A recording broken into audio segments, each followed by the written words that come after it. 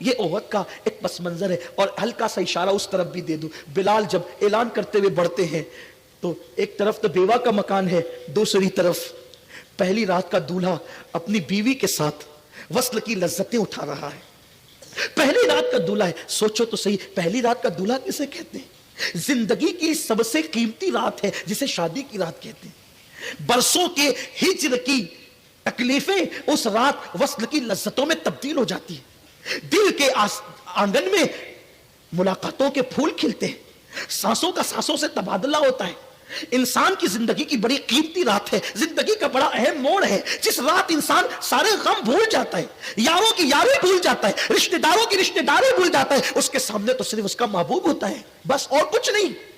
وہ رات کے لیے وہ دعا کرتا ہے کہ کاش آج کی رات کبھی ختم نہ ہو. لیکن وارے عشق رسول کے متوالو, تمہاری عظمتوں پر سلام. جب بلال اعلان کرتے گزرے تو پہلی رات کا دولہا جن کا نام حضرت حنظلہ ہے, وہ اپنی بیوی کو شرف بخش رہے تھے. فوراً الگ ہو گئے, فوراً الگ ہو گئے. اپنے الفاظ کے جامع میں اس حجرے کی منظر کشی میں یوں کر سکتا ہوں, جب فوراً الگ ہوئے اور اپنے بدن پر کپڑے ڈال کر کے تلوار کمر میں باندھنے لگے تو پیچھے سے پہلی رات کی بیوی نے کہا, میرے سرتاج, بچپن کی سہیلیاں تیرے لیے چھوڑ دی, بابل کا گھر تیرے لیے چھوڑ دیا, سب کچھ تیرے لیے چھوڑ دیا. آج کی رات جانے کی رات تو نہیں ہے, آج کی رات تو وصل کی لذتیں اٹھانے کی رات ہے. کہاں جا رہے ہو؟ تو گویا کہ اس پہلی رات کے دولے نے کہا ہوگا کہ میرے عشق کی راہ میں دیوار نہ بن. ہم وہ لوگ ہیں راہ عشق میں جو دیوار بنتا ہے اس دیوار کو توڑ دیا کرتے ہیں. اس خاتون نے کہا تھا کہ آپ کہاں جا رہے ہیں, کیا مجھ سے بڑا بھی کوئی محبوب ہے جس کے پاس آپ جا رہے ہیں؟ تو اس وقت پہلی رات شب کے دولہا نے کہا تھا کہ تیرا اور میرا محبوب وہ ہے جو آمنہ کا لال ہے, جس کا کلمہ پڑھ کے ہمیں ایمان کی دولت نصیب ہوئی ہے. آج انہوں نے طلب کیا ہے, روکنا مت, ورنہ ہر اس دیوار کو ہم توڑ دیتے ہیں جو راہ عشق میں دیوار بنتی ہے یا پر جو ہے وہ حائل ہوتی ہے, ہم اس کو ختم کر دیتے ہیں. قربان وہ بیٹی بھی اسلام کی کیسی عظیم بیٹی تھی. اس نے کہا, میرے سرتاج, اگر آقائے کریم نے تمہیں بلایا ہے تو تم جس کے غلام ہو میں اس کی کنیز ہوں. جاؤ جاؤ جلدی جاؤ, دیر نہ کرو, لیکن بس تھوڑا رک کر ایک وعدہ کر لو. آج پہلی رات کی دلہن کو چھوڑ کر جا رہے ہو, مجھے یقین ہے اگر تم سلامت واپس آ گئے تو میں غازی کی بیوی کہلاؤں گی, اور اگر واپس نہیں لوٹے تو ایک شہید کی بیوہ کہلاؤں گی. اور جانے والے ضرور جا, میری بہاروں کو خزاں بنانے والے, میری بہاروں پر, زندگی کی بہاروں پر خزائے, مجھے یہ تو گوارا ہے, لیکن محمد عربی کے دین پر خزائے مجھے یہ گوارا نہیں ہے. جاؤ جاؤ جلدی جاؤ, لیکن بس ایک چھوٹا سا وعدہ کر لو میرا ہاتھ ہاتھ میں لے کر کے کہ آج جیسے اکیلے اکیلے جا رہے ہو, اگر شہید ہو گئے تو اکیلے جنت میں مت چلے جانا, میرا ہاتھ پکڑ کر مجھے بھی ساتھ لے جانا. جلدی کرو, دیر نہ کرو. اور پھر حضرت حنظلہ غسل کیے بغیر بارگاہ رسالت میں حاضر ہو گئے. اتنی بھی تاخیر گوارا نہیں کی, اتنی بھی تاخیر گوارا نہیں کی کہ غسل کر لوں, غسل کر کے جاؤں گا, محبوب کے فرمان پر عمل کرنے میں دیر ہو گئی تو اللہ کو منہ کیا دکھاؤں گا. یہ تھے عشاق جو نرم نرم گدوں پہ فجر کی نمازیں دھڑلے سے ترک کرتے ہیں. انہیں عاشق رسول کہلانے کا کیا حق ہے؟ جن کے گھروں کے اندر سیریلوں کے نام پہ بھجن اور کفریہ اور شرکی کلمات بجتے ہیں, انہیں عاشق رسول کہلانے کا کیا حق ہے؟ جو زنا کے اڈوں کو آباد کرتے ہیں, جن کے ہاتھوں میں شراب کی بوتلیں ہیں, انہیں عاشق رسول کہلانے کا حق کیا ہے؟ جنہوں نے اپنی راتوں کو زنا کے مناظر دیکھنے کے لیے وقف کر دیا ہے, انہیں عاشق رسول کہلانے کا حق کیا ہے؟ کیوں دھوکہ دے رہے ہو اپنے آپ کو؟ میں یہ نہیں کہتا کہ آپ عاشق رسول نہیں, واللہ کبھی نہیں کہتا, عاشق ہو, لیکن شاید عشق کا طریقہ بھول گئے ہو. دل کے نیا کھانے میں وہ چنگاری کہیں دب گئی ہے, اس کو پھر شعلہ جوال بنانے کی ضرورت ہے. اس کے لیے ایسی محفل انعقاد پذیر کی جاتی ہے تاکہ کسی کو تو احساس ہو جائے. اور پھر کیا ہوا جب آقا اپنے صحابہ کو ساتھ لے گئے میدان احد کے اندر؟ پھر آ جائیے اسی بارگاہ میں, اور اپنی گفتگو کو میں سمیٹنے لگا ہوں, گفتگو کو اختصار سے کرنے لگا ہوں. اللہ اکبر. پھر آ جائیے اسی میدان احد کے اندر. احد میں کیا ہوا؟ ہاں ہاں ہاں مسلمانوں, تمہارے نبی کو گھوڑے سے زمین پہ ڈال دیا گیا. یہ ہمت تو نہیں کرتا کہنے کی کہ نبی کو گھوڑے سے گرا دیا گیا, نہیں, جو کائنات کو سنبھالنے والا ہے اسے گھوڑے سے نیچے لا دیا گیا. حضور علیہ السلام کے گالوں میں, جو حضور علیہ السلام نے لوہے کی ٹوپی پہن رکھی تھی, حضور کے دونوں گالوں میں کڑیاں گھس گئی, حضور کے دندان کے کنارے شہید ہو گئے, حضور کا وجود زخمی ہو گیا, چہرے سے خون بہنے لگا. وہ صحابہ جو رسول پاک کے وضو کے پانی کے قطرے زمین پہ گرتا نہیں دیکھ سکتے تھے، آج وہ حضور کا خون نکلتے دیکھ رہے تھے۔ لیکن کیا ہوا، چاروں طرف سے صحابہ نے میرے نبی کو گھیر لیا اور کہا یا رسول اللہ ایسے ظالموں کے لیے دعائے ضرر کر دے، ہلاکت کی دعا کر دے کہ وہ سب ہلاک ہو جائے۔ بہت زور دیا گیا تو حضور علیہ السلام کے ہاتھ اٹھ گئے، زمین آسمان اور کائنات کا نظام تھم گیا ہوگا، فرشتوں کی چیخیں نکل گئی ہوگی کہ آمینہ کا لال جانے دعا اب دعا کے لیے ہاتھ اٹھاتا ہے، کون کون ہلاک اور تباہ و برباد ہوگا۔ لیکن تاریخ کے انمٹ نقوش آج بھی بتا رہے ہیں جب میرے نبی نے ہاتھ اٹھایا تو حضور کے لبوں پر دعا تھی، اللہ میری قوم کو ہدایت عطا فرما، یہ مجھے نہیں پہچانتی، یہ مجھے نہیں پہچانتی۔ دین کے لیے حضور ان منزلوں سے، ان راہوں سے بھی گزرے، بہت آسانی کے ساتھ یہ دین ہمیں نہیں ملا۔ اس دین کی قدر کیجئے، اگر آپ دین کی قدر کرو گے دنیا آپ کی قدر کرے گی، تمہارا کھویا ہوا وقار پھر سے تمہیں واپس مل جائے گا۔ اور اگر حضور کی محنتوں کی قدر نہیں کرو گے تو آج تمہاری پوزیشن کیا ہو گئی ہے؟ تمہاری بیٹیاں سگنلوں پر بھیک مانگ رہی ہے برقع پہن کر۔ پوری دنیا میں سب سے زیادہ اگر کسی کی بیٹی بک رہی ہے تو مسلمانوں کی بیٹیاں لوجوں میں فروخت ہو رہی ہے۔ دنیا کا سروے کر لو، دنیا کے حالات اٹھا کر دیکھ لو، اور اگر آج مسلمانوں نے اپنے نبی کی محنتوں کا احساس کر کے دین کی طرف پلٹ کر کے نہ آئے تو آنے والے حالات اس سے بھی بدترین ہوں گے۔ تمہیں کوئی پناہ نہیں دے سکے گا، کوئی نہیں بچا سکے گا۔ آج دنیا تمہارا کتنا سپورٹ کر رہی ہے، مسلمانوں کی جانیں بکریوں سے بھی زیادہ کمزور جو ہے وہ سستی ہو چکی ہے۔ کسی کی بکری کوئی کاٹ دے تو وہ جا کر کے احتجاج کر سکتا ہے، مسلمانوں کو کاٹ پیٹ کر کے ڈال دیا جائے، پھینک دیا جائے تو مسلمان کے پاس تو اب احتجاج کا بھی حق نہیں ہے۔ جن کی اوقات نہیں تھی کہ مسلمانوں کی آنکھوں میں آنکھیں ڈال سکتے تھے، آج وہ مسلمانوں کو دھمکا رہے۔ کیوں؟ کیونکہ تمہارا رشتہ مکین گنبد خضرا سے کمزور ہو گیا اور تم گناہوں کے دلدل میں ڈوب گئے۔ اگر اپنا پھر سے کھویا ہوا مکان چاہتے ہو، گھروں میں پھر اسلامی تہذیب ہو، گھروں میں پھر قرآنی تہذیب ہو، گھروں میں پھر مدنی ماحول اور مدنی معاشرہ ہو، پھر دیکھو کیسے انقلاب آئے گا۔ تم دنیا میں دین نافذ کرنے نکلے ہو، جو قوم اپنے گھر میں دین نافذ نہ کر سکے وہ دنیا میں کیسے دین نافذ کر سکتی ہے؟ دنیا کے اندر دین نافذ کرنا مشکل ہے، اپنے وجود پر تم دین نافذ کر سکتے ہیں نا۔ اللہ کے حبیب علیہ الصلوۃ والتسلیم کو زخمی کیا گیا اور اسی میں پھر ایسا بھی ہوا۔ بس گفتگو اختتام کی طرف جاری ہے۔ اللہ کسی کو احساس پیدا کر دے، اللہ کسی کے دل میں بات اتار دے۔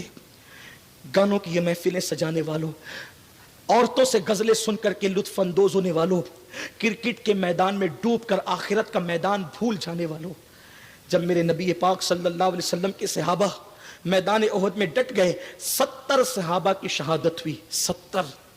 70 صحابہ شہید ہوئے۔ ان میں سے میرے نبی کے چچا جن سے حضور بہت محبت کرتے تھے، وہ حضور علیہ السلام کے رضائی بھائی بھی تھے، حضرت امیر حمزہ رضی اللہ تعالی کی شہادت ہوئی، حضرت مصعب ابن عمیر کی شہادت ہوئی، حضرت عبداللہ کی شہادت ہوئی، اور بھی صحابہ شہید ہوئے۔ لیکن جب امیر حمزہ کی شہادت ہوئی تو ایک عورت نے امیر حمزہ کی ناک کاٹی، کان کاٹی، ہونٹ کاٹی، انگلیاں کاٹی، اس لیے کہ اس کے بھائی کو، اس کے باپ کو حضرت حمزہ نے بدر میں قتل کیا تھا۔ تو اس نے منت مانی تھی کہ حمزہ اگر قتل ہوئے تو میں اس کے اعضا کو کاٹ کے ہار بنا کے پہنوں گی۔ اس پر بھی بس نہیں کیا بلکہ حضرت امیر حمزہ کا سینہ چاک کر کے ان کا کلیجہ نکال کر اس کلیجے کو کچا چبایا گیا اور کلیجہ چبا چبا کر کے تھوکا گیا۔ یہ 5 وقت کی نماز تب اپنے گھر پہنچی، یہ قرآن تب اپنے گھر پہنچا، یہ داڑھی کا تصور تب اپنے گھر پہنچا۔ حمزہ کی لاش پہچانی نہیں جاتی تھی، حضرت امیر حمزہ کی لاش پہچانی نہیں جاتی تھی۔ اللہ کے حبیب روئے اور اپنے پھوپھیزاد سے کہا، حضرت زبیر سے، زبیر تیری امی کو تیرے ماموں کے جنازے پہ مت جانے دینا، بہن ہے نا، برداشت نہیں کر سکے گی، بہت تڑپے گی، اس لیے تیرے ماموں کے جنازے پہ جانے مت دینا۔ حضرت زبیر نے اپنی امی صفیہ سے کہا، امی تم ماموں کے جنازے پہ نہیں جاؤ گی، دیکھ نہیں سکو گی۔ حضرت صفیہ نے کہا تھا، زبیر ہٹ، اگر وہ عبد المطلب کا بیٹا ہے تو میں بھی عبد المطلب کی بیٹی ہوں، اتنا ظرف تو رکھتی ہوں کہ دین کی راہ میں قربان ہونے والے بھائی کو خراج پیش کر سکوں۔ اور جنازے پر گئی اور روتے ہوئے کہا، حمزہ تو نے آخری نبی کے چچا ہونے کا حق ادا کر دیا، اللہ تجھے جزائے خیر عطا کرے۔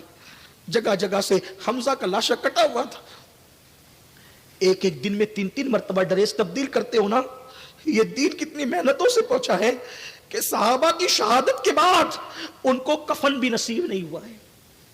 ان کو کفن بھی میسر نہیں ہوا ہے، تب دین ہمارے گھر تک پہنچا ہے۔ اس دین کو جو غلبہ ملا ہے، اتنی محنتیں ہیں رسول پاک اور ان کے صحابہ کی، ان کی اہل بیت کی، ان کے گھر والوں کی۔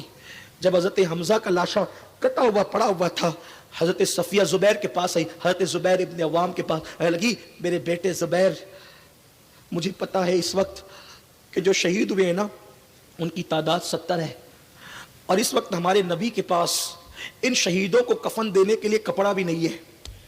میرے پاس 2 دوپٹے، سوتی دوپٹے، کاٹن کے 2 دوپٹے ہیں، میں نے اس کو سنبھال کے رکھا تھا کسی موقع کے لیے، وہ دونوں دوپٹے لے کر کے آؤ تاکہ میں تمہارے ماموں کے لیے، اپنے بھائی کے لیے کفن کا انتظام کر سکوں۔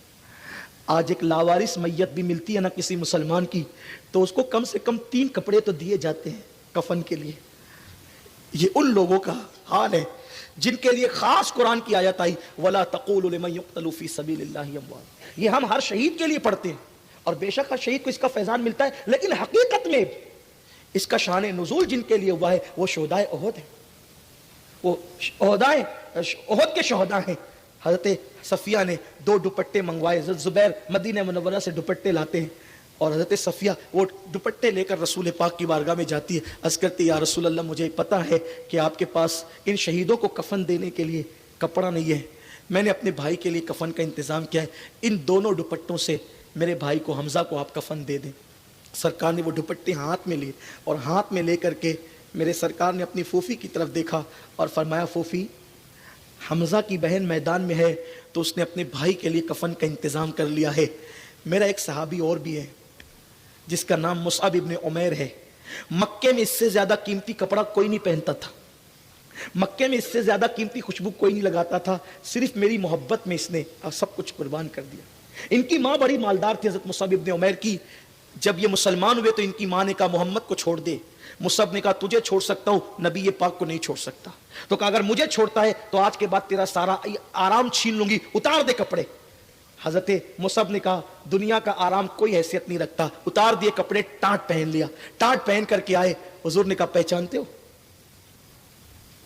اللہ کے رسول صلی اللہ علیہ وسلم نے صحابہ کا پہچانتے ہو؟ اس کو پہچانتے ہو؟ صحابہ نے کہا یا رسول اللہ یہ عمیر کا بیٹا مصعب ہے۔ سرکار نے کہا آج میرے عشق میں اس نے ٹانٹ پہن لیا ہے۔ مدینہ منورہ کے پہلے مبلغ اسلام حضرت مصعب ابن عمیر، مدینہ شریف میں حضور نے ان کو دین کا مبلغ بنا کے بھیجا تھا، ان کے کردار سے اللہ کا دین مدینہ منورہ میں پھیلا۔ حضور سے پہلے، سب سے پہلے یہ مدینہ منورہ گئے تھے تبلیغ کے لیے، انہوں نے مدینہ منورہ میں محنتیں کی تھی، ٹانٹ پہنا حضور کے عشق میں۔ تو سرکار کہتے ہیں پھوپھی جان یہ میرا صحابی جس نے میرے عشق میں ٹانٹ پہنا تھا، اگر اجازت دو تو ایک دوپٹہ کا کپڑا حمزہ کے لیے اور ایک دوپٹے کا کپڑا جناب مصعب کے لیے۔ حضرت صفیہ نے کہا حضور آپ مالک و مختار ہیں، میں نے کپڑا دے دیا، اب آپ جو چاہے کریں۔ سرکار نے کہا لے جاؤ اور ان دونوں دوپٹوں کو دونوں لاشوں پہ ڈال دو۔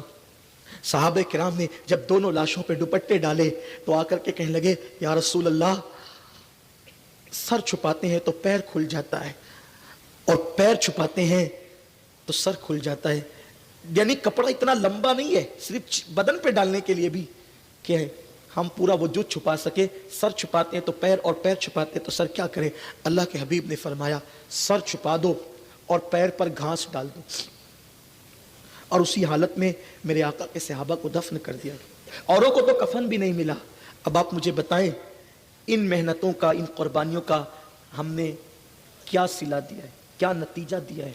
یہی کہ آج ہماری زندگیوں کے اندر دین نہیں، ہمارے پاس دوستوں کے پاس بیٹھنے کے لیے وقت ہے، ہمارے پاس گیم کھیلنے کے لیے وقت ہے، جوا کھیل رہے ہیں موبائل پر، اس کے لیے ٹائم ہے، اللہ کی عبادت کے لیے ٹائم نہیں۔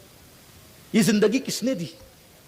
اللہ کے احسانات کو یاد تو کرو، اللہ کے احسانات کو یاد کرو۔ ہمارے پیدا ہونے سے پہلے اللہ نے ہمارے لیے ماں کے سینے میں غذا پیدا کی تھی۔ وہ خدا جس نے ہمیں چلنے کی طاقت دی، وہ خدا جس نے ہمیں بولنے کی طاقت دی، وہ خدا جس نے ہمیں دیکھنے سننے کی طاقت دی، ہاں جس نے ہمیں خوبصورت بیوی دی، خوبصورت بچے دیے، جس نے روزی دی، کاروبار دیا، سب کچھ تو اس نے عطا کیا۔ سب کے لیے ٹائم ہے، رب کے لیے ٹائم نہیں، اللہ کے لیے ٹائم نہیں۔ اور بڑی معذرت کے ساتھ آج ہم یہ بڑے تکبر سے کہتے ہیں مولانا ہم عاشق رسول ہیں، ہم جنت میں نہیں جائیں گے تو کون جنت میں جائے گا؟ اچھی طرح یاد رکھنا، عاشق رسول کہنے سے پہلے سوچ تو لو، کس بارگاہ میں منہ کھول رہے ہو؟